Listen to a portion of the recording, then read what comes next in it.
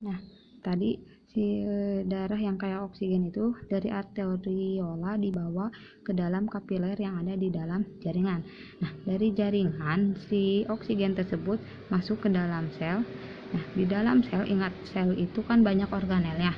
Nah, oksigen tersebut akan digunakan di dalam mitokondria sebagai proses respirasi sel. Jadi, proses respirasi yang sesungguhnya itu terjadinya di dalam sel.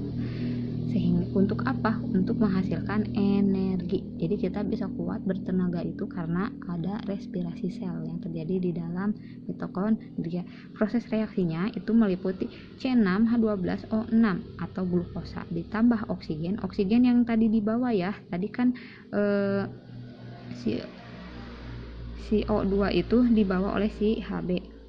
Nah, ditambah O2 sehingga nanti hasil sampingnya berupa karbon dioksida dan H2O. Si karbon dioksida ini nanti diikat lagi oleh si Hb menjadi HbCO2 atau karboksi hemoglobin. Kemudian dari kapiler jaringan dibawa ke penula, kemudian ke vena cava inferior maupun superior ya. Masuk lagi ke dalam serambi kanan. Dari serambi kanan masuk ke bilik kanan. Ke serambi kanan, kemudian ke bilik kanan, nanti dibawa oleh arteri pulmonaris masuk ke dalam paru-paru. Di sini terjadi lagi proses pertukaran CO2 dan O2.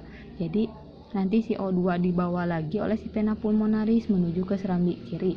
Ya, nanti kalau misalkan dari serambi kiri ke bilik kiri, aorta, arteri, arteriola, kemudian ke kapiler dalam jaringan, terjadi pertukaran lagi di dalam sel ya.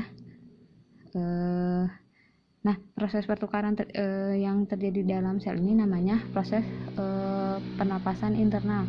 Jadi CO2 dan CO2-nya itu bertukar di dalam sel. Jadi tadi yang pertama mah di paru-paru ya, eksternal di alveolus. Kalau yang kedua ini di dalam sel. Proses pertukarannya ini secara internal. Paham nggak?